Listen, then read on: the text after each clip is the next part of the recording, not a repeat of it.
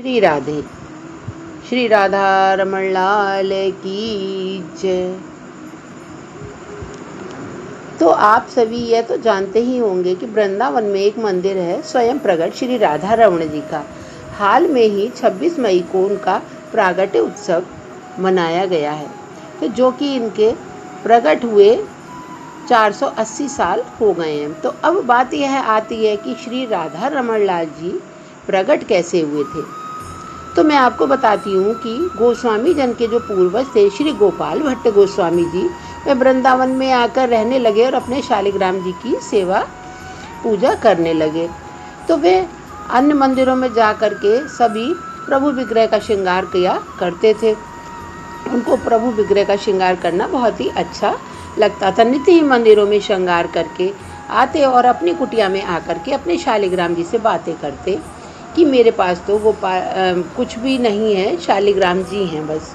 तो गोपाल भट्ट जी प्रातःकाल मदन मोहन और गोपीनाथ जी तथा गोविंद देव जी के दर्शन करने जाते नित्य ही, और अपनी कुटिया में आकर के गहरी सोच में पड़ जाते और अपने पास तो शालिग्राम जी हैं, मेरे पास तो काली काली बटियाँ हैं, मैं कैसे इनका श्रृंगार करूं, मैं कैसे इनको अपनी सेवा पूजा से रिझाऊं।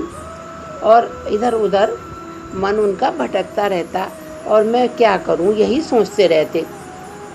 तो अब तक वह स्वप्न में आते रहोगे। तो गोपाल भट्ट जी शालिग्राम जी से कहते कि तुम कब तक मेरे स्वप्न में आकर मुझे तीनों रूपों में दर्शन देते रहोगे, मैं कितना अभागा हूँ। और रोते रोते उन्हें नींद आ गई।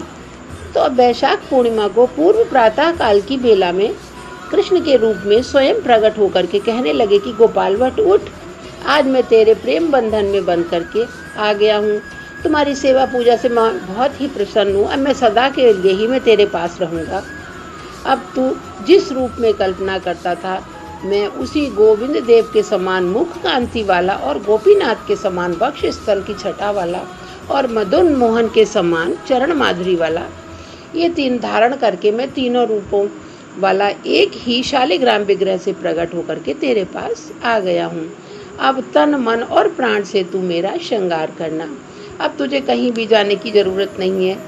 गोपाल भट्ट की नींद टूटी और वे गहरी सोच में पड़ गए और तुरंत ही उठे और यमुना स्नान करके आए और टोकरी में देखा तो कुछ भाग टोकरी का उठा हुआ था। उन्होंने झांक कर देखा तो एक तेजस्वी किरण जो थी उसमें दिखी।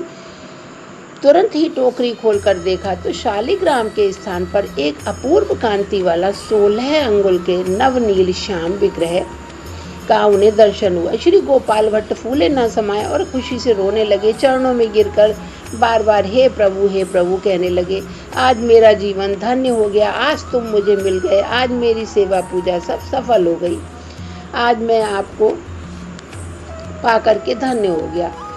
तो आज मैंने आपको जानकारी दी कि शालिग्राम की शिला से ठाकुर श्री राधा रमण लाल जी कैसे प्रकट हुए। तो अगर आपको यह जानकारी अच्छी लगी हो तो आप अपने दोस्तों के साथ भी शेयर करिएगा। श्री राधे। श्री राधा रमण लाल की जय।